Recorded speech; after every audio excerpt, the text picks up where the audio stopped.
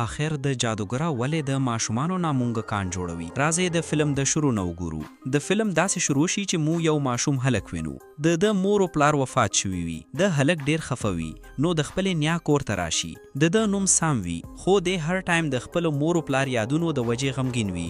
د سام نیا ډیره مهربانه او توجه کوونکې وي. د سام ښه خیال ساتي، خو بیا هم سام دلته خوشحاله نه وي. نو نیا ورته وایي چې زه به تاته یو ملګری درکړم، ته به ورسره لوبې کوې، خبرې ورسره کوي او زړه به پې خوشحاله شي. څو ورځې وروسته نیا سام د یو موږک ډالۍ کوي. سام د موږک په لاس کې واخلي او ډیر خوشحاله شي. د خپل زیات وخت د موږک سره تیروي. یو ورځ سام په خپله کوټه کې لوبې کوي او د بهر نه یوه جادوګره ښځه د موږک سره وګوري.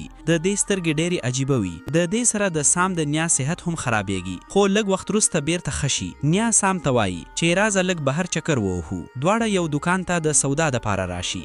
دلته سام لږ وخت د نیا نه جدا شي. په همدې وخت کې یو ښځه ورته راشي چې په اصل کې جادوګره وي. د سام ته چاکلیټ ورکوي. همدا هغه جادوګره وي چې مخکې یې د دوی کور سارلو. د سام ته وایي چې راشه دلته. دا کوشش کوي چې سام په خپل کنټرول کې راولي، یعنی د سام هیپنوټایز کوي. د دې سره یو عجیب مار هم وي.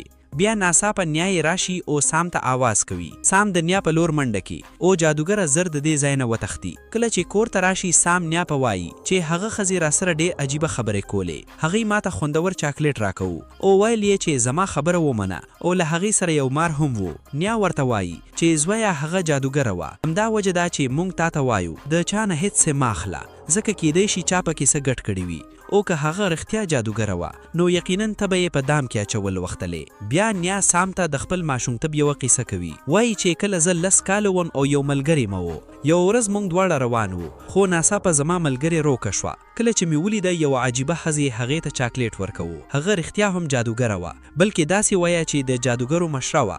نو ما خپله ملګري له هغه ځای نه راویسته او لاړو. بله ورځ چې ما د خپلې مور نه خپل وړوکي اس پونې اخیستو، نو زما د سترګو مخې ته مې هماغه ملګرې په چرګه کې بدله شوه. یعنی جادوګرې پې څه جادو کړی و او کیدای شي په هغه چاکلیټ کې څه شی ګډ شوی و چې هغه یې خوړلی و. همدا وجه ده چې زه د ماشومتوبې نه ځان د جادوګرو نه لرې ساتم. ته هم ډېر خیال کوه، د هغوی نه هېڅ څه مه اخله او ترې لرې اوسه. که څوک درته راشي سمدتې ماته ووایه. بیا د سام نیا ورته وایي زویه موږ به ډېر زر د دې ځای نه کډه وکړو، ځکه زموږ کور جادوګرو لیدلی دی او هغوی تل په بېوسو خلکو لومړی حمله کوي. د دوی له کوره لږ مخکې یو 5 منزل هوټل و چې د نیا هلته هم جان پیچان و. د هوټل منیجر ته سره ښه تعلقات وو. نو دې منیجر ته وویل او د ځان دپاره یوه وړه کوټه واخیسته. منیجر یو ښه انسان و. نیا او سام هغه هوټل ته لاړل او دلته پټ شول. خو یوه عجیبه خبره دا وه چې ډېر زر هماغه هوټل ته ګڼ شمېر جادوګرې راغلې، ځکه دوی دلته بوکینګ کړی و او لوی پارټي یې وه. ټولې جادوګرې ډېرې فیشنیبل ښکارېدې. دوی راغلې او د منیجر سره میلاو شولې او ورته وویل چې ته پوهیږې چې موږ څوک یو، موږ ته د پارټیو دپاره یو حال راکړه. په اصل کې د دې پلان دا و چې ټول ماشومان وتښتوي یا ورته داسې چاکلیټ ورکړي چې جادویي اثر ولري. کله چې ماشومان هغه وخوري نو ټول به په ځناورو بدل شي. دوی ویل چې دلته ټول ماشومان بد اخلاق دي او د دې دنیا کې د پاتې شېدو حق نه لري او دومره وخت هم نه لري چې ښه او بد ماشومان جدا کړي. نو ځکه به ټول ماشومان په نښه کوي. شپه شوه او سام په خپله نیا سره خبرې کولې او بهر باران ورېدی. سام پوښتنه وکړه نیا جادوګره څنګه ښکارېږي؟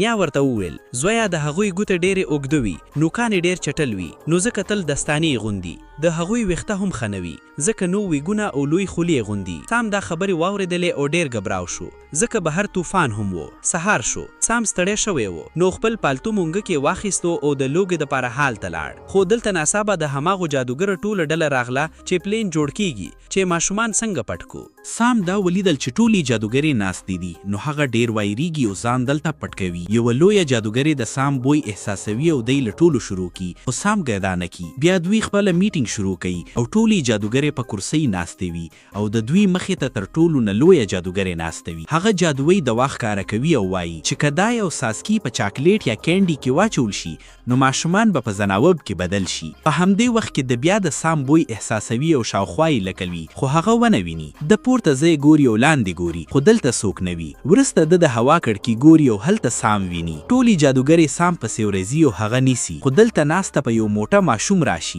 د دوی نظر په ماشوم ولاږي. دوی ماشوم ته هم هغه جادویي چاکلیټ ورکوي چې پکې دوا ګډې شوي وي او ماشوم یې اخلي. د ماشوم په وړکو کې موږک کې بدل شي. جادوګرې ویریږي او غواړي د ختمه کړي. په همدې وخت کې د سام موږک د هوا د کړکۍ نه راوځي او هغه موږک د ځان سره تختوي. خو جادوګرې سام هم ونیسي او د ده په غوږ کې جادویي څاڅکی واچوي او سام هم په موږک کې بدل شي. سام موږک هغه بل ماشوم درې واړه موږکان وي او موږ ته پته ولګي چې د سام موږک هم یوه ماشومه وه او جادوګرو ته یې موږک جوړ کړی و او دوی د دې ځای نه وتښتي. وروسته درې واړه ډېر ښه ملګري شي او وایي چې موږ به د جادوګرو نه بدله اخلو. سام خپلې نیا پسې راشي او ورته وایي چې جادوګرو موږ موږکان کړي یو. نیا یې وایي چې هوري زما بچیان هم موږکان کړی، زه به بدله اخلم. سام نیا ته وایي چې د جادوګرو د کوټې بالکوني زموږ د بالکوني ښکاروي. نیا یو کلان جوړوي او وایي چې زه به تاسو په یو شی کې واچوم او لاندې به مې ولیږم. تاسو به هغه جادویي دوا راوړئ او زه به تاسو واپس روغ کړم. بیا نیا هماغه کار کوي او سام لاندې ولیږي. سام دا جادویي دوا راوړي او واپس پورته راشي. په همدې وخت کې نیا هغه رسی یا شی راکاږي او جادوګرې راشي. د فکر کوي چې په دې کې څوک شته. نیا یې وایي چې پرېږده، دا مې جوړه و خو لاندې رانه وغورځېدو، اوس یې واپس راکاږو. جادوګره شک کوي او غواړي وګوري او که سام یې ولیدلو نو هغه به یې وجلی و. خو په همدې وخت کې د هوټل مدیر راشي نو جادوګره یې پرېږدي. بیا نیا د دوا پورته اخلي او په یوې کاسې کې اچوي او موږکانو ته یې لږ لږ ورکوي خو هیڅ اثر نه کوي ځکه هغه دوا انسانان په زناورو کې بدلوي، زناور په انسانانو نه بدلوي. سام وایي چې ښه ده، نو ولې هماغه دوا د جادوګرو په سوپ کې ونه اچوو چې هغوی یې څکوي. نیا وایي چې ډېر ښه سوچ دی وکړو او د دوا د ځان سره اخلي او د جادوګرو د سوپ په خواول ځای ته یې ورسي او په سوپ کې یې واچوي. خو د هوټل مدیر نیا ونی او شک کوي چې دا موږکان ستا دي او په کچن کې څه کوئ.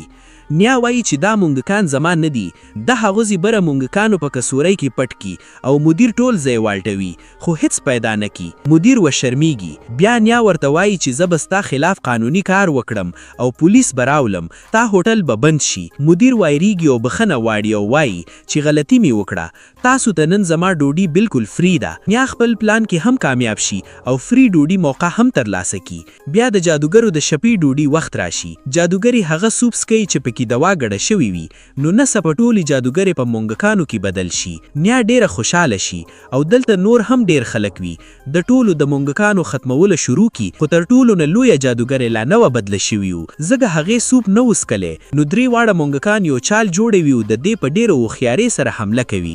د دې په ګوټه په ټرپ کې پساو کوي او د چیغې کوي. چې جادوګرې چیغې وهي نو درې واړه موږکان زر زر هغه جادویي دوا د دې خولې ته واچوي او دا جادوګرې هم په موږک کې بدل شي خو د نورو موږکانو نه لږ غټه وي. بیا دوی د په یو شیشې کې بنده کوي. وروسته نیا یو پیشو د دې جادوګرې موږک مخې ته راوړي. څه پته ولګي چې پیشو هغه وجنې کوي، ژوند نه خوري. نیا ډیره خوشحاله وي او درې واړه موږکان په خپل بکس کې اچوي او له هوټله وځي. اوس دی د جادوګرو نه ډارېږي او په آرام خپل کور ته ځي. بره د موټه ماشوم مور او پلار ډیر پریشان وي چې زمونږ زوی چرته لاړ، خو د هغه مور له هغه سره ډیره مینه نه کولې. کله چې ماشوم د موږک په आवाज باتی کوي نو مور یې وایریږي او وایي چې دا د ځان سره یوسئ، زه یې نه غواړم. بیا هغه موږک وایي چې سمه ده، ما خپل ملګري پیدا کړل او زه خوشحاله یم. نیا درې واړه موږکان د ځان سره وړي او هغوی ته خوراک ورکوي او ښه ستنی کوي. درې واړه موږکان ډیر خوشحاله وي ځکه چې دوی ښه ملګري شوي وي. نیا هم د دوی د لیدلو خوشحاله وي او تر ټولو جالبه خبره دا وي چې دا درې واړه موږکان بیا انسانان نه غیدل واړي، دوی لوبې کوي او خوشحاله وي. په پای کې دا قصه د خوشحالۍ سره ختمیږي. چینل سبسکرایب کول مه هیروئ.